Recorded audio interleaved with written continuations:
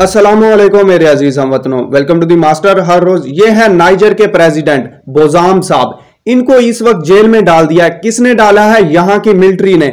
यहां की जो मिलिट्री के लोग थे, यहां पर उन्होंने हुकूमत संभाल लिया। मतलब यहां पर एक मार्शल लॉ लगा दिया गया है मिलिट्री की तरफ से।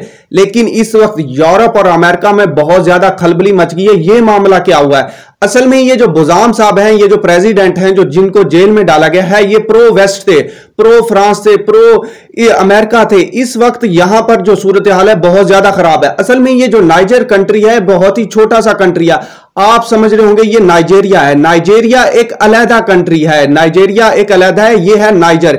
इसका जो कैपिटल है नियामे है। यहां पर जो कू हुआ है, जो मिलिट्री कू हुआ है, जिसको हम मार्शल लॉ कहते हैं। पाकिस्तान में भी 4 मार्शल लॉ लग चुके हैं, जिसमें जो मुल्क की सूरत हाल है वो सारी मिलिट्री संभाल लेती है। जो डेमोक्रेसी होती है वो खत्म हो जाती है, मुल्क की सूरत हाल खराब हो जाती है।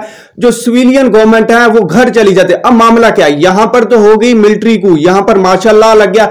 लेकिन जो इसकी आवाज है पूरे अमेरिका, पूरे वेस्ट में गई, पूरी दुनिया में गूंज रही है। जो इसकी शॉक वे है, जो शॉक वेव इसकी पूरी अफ्रीका को लेके जा रही है, क्योंकि अफ्रीका पूरा इसकी जंग की जद में जा सकता है इसी एक नाइजर की वजह से। असल में मामला क्या है? नाइजर बहुत बड़ा रिच इन यूरेनियम सप्लायर है। इसके पास जो यूरेनियम है वो बहुत ज्यादा।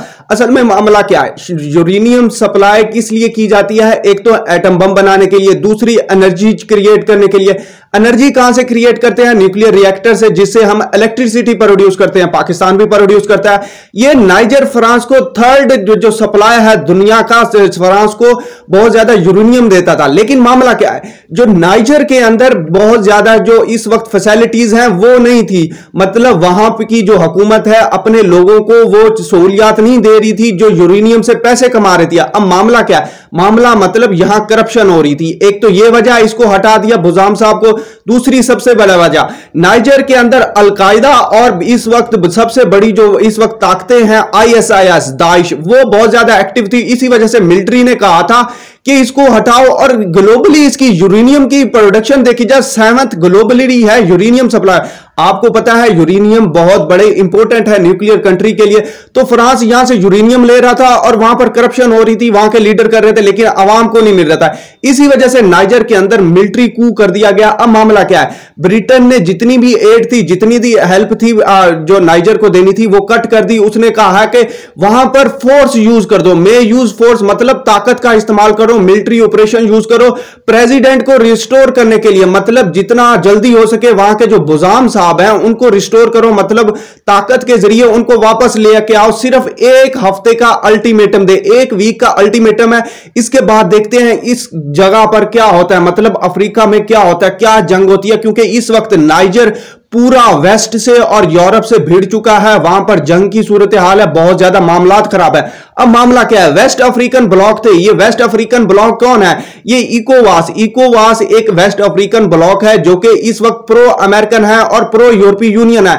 ये है डेमोक्रेसी को आपस में रखता है और कैपिटलिज्म को। ये जो डेमोक्रेसी और कैपिटलिज्म है, ये जो मॉडर्न टेक्निक है किसी कंट्री को मैनिपुलेट करने के लिए। इसकी सिचुएशन पाकिस्तान देख लें। पाकिस्तान में इस वक्त डेमोक्रेसी है, बिल्कुल है, कैपिटलिज्म है, लेकिन गरीब अवाम क्या है?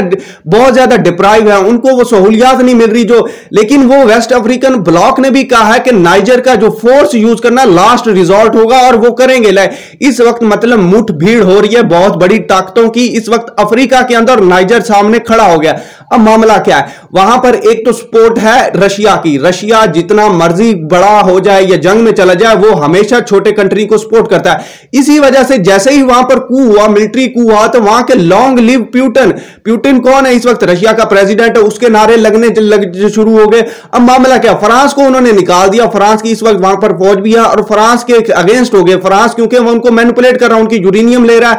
इसी वजह से उन्होंने कहा है कि फ्रांस निकल जाओ यहां से, लॉन्ग लिव प्यूटन। प्यूटन की बहुत ज्यादा हमायत है। मे भी फ्यूचर में यह भी पॉसिबल हो सकता है वागनर ग्रुप है जो कि इस वक्त मर्सनी ग्रुप है रशिया का, वो भी नाइजर के अंदर जा सकता है, वो भी वहां जाके लड़ाई शुरू कर सकता है। इससे मामला वेस्ट अफ्रीका का जो है वो और खराब हो जाएगा। अब मामला क्या है, इकोवास ने तो धमकी दे दी, उसने 1 हफ्ते का अल्टीमेटम दिया है कि इसके बाद देखते हैं क्या मामला होता है। मे बी वो यूज ऑफ फोर्स करे, मतलब बहुत ज्यादा मिलिट्री कू को हटाने के लिए बहुत ज्यादा जंग लड़नी पड़े, क्योंकि मिलिट्री कू ऐसे नहीं हटेगा।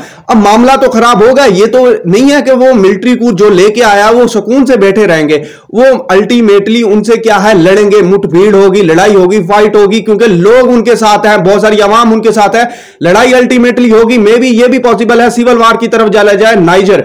अब मामला क्या है, नाइजर तो ये छोटा सा कंट्री है, उसके साथ बाकी कंट्रियों ने सपोर्ट किया। माली ने एक्सपोर्ट किया, बर्किना फासो जिसका इस वक्त जो मिलिट्री लीडर है वो इब्राहिम ट्राओरे है, उन्होंने क्या कहा, अगर नाइजर पे अटैक करते हो तो इसका ऐसे समझो कि माली पर अटैक हुआ है, बर्किना फासो पर अटैक हुआ, मतलब ये जो तीनों कंट्रीज हैं आपस में एक हो चुके हैं, ये आपस में एक हो चुके हैं, आपस में एक दूसरे को इंटरेस्ट को सेव करने के लिए। अब मामला क्या है, अगर लेट्स सपोज नाइजीरिया इस पर अटैक करता है, इकोवास का मेंबर, गिनी क्या है अटैक करता है, जो बोजर मैरिचुअस क्या है नाइजर पर अटैक करता है या रिस्टोर करने के लिए प्रेसिडेंट को, तो अल्टीमेटली माली भी आएगा या बर्किना फासो भी आएगा, यहां भी मिलिट्री है, तो मामला बहुत ज्यादा, ये जो अफ्रीका है इसकी जो शॉक वेव है वो बहुत ज्यादा पूरे अफ्रीका के अंदर फैल जाएगी। ये देखना होगा फ्यूचर में इस हफ्ते के अंदर क्या डेवलपमेंट होती है, क्या जो फाइट होती है या नहीं होती। इसी वजह से बर्किना फासो के और माली के लीडर ने कहा है अगेंस्ट मिलिट्री इंटरवेंशन इन नाइजर के अंदर जितनी भी मिलिट्री इंटरवेंशन होगी, चाहे वो इकोवास करे या फिर फ्रांस करे या फिर अमेरिका करे, कोई भी करे, तो वहां पर जो फाइट है वो नाइजर को बचाने के लिए आएंगे, बर्किना फासो भी और माली भी। ये इससे मामला एस्केलेट होगा और रशिया भी इसमें कूदेगा। मे भी ये भी चांसेस हैं कि चाइना भी इसमें आ जाए और मामला क्या है अफ्रीका का वो खराब हो जाए। मैं तो समझता हूं वार किसी कंट्री के लिए ठीक नहीं है, तो लीडर जब तक ठीक ना हो तो ये आज सूरत हाल देखने को ना मिलती। उम्मीद है कि आपको वीडियो समझ आएगी, हमारे साथ जुड़े रहें। Keep watching, stay tuned with us. अल्लाह हाफिज़।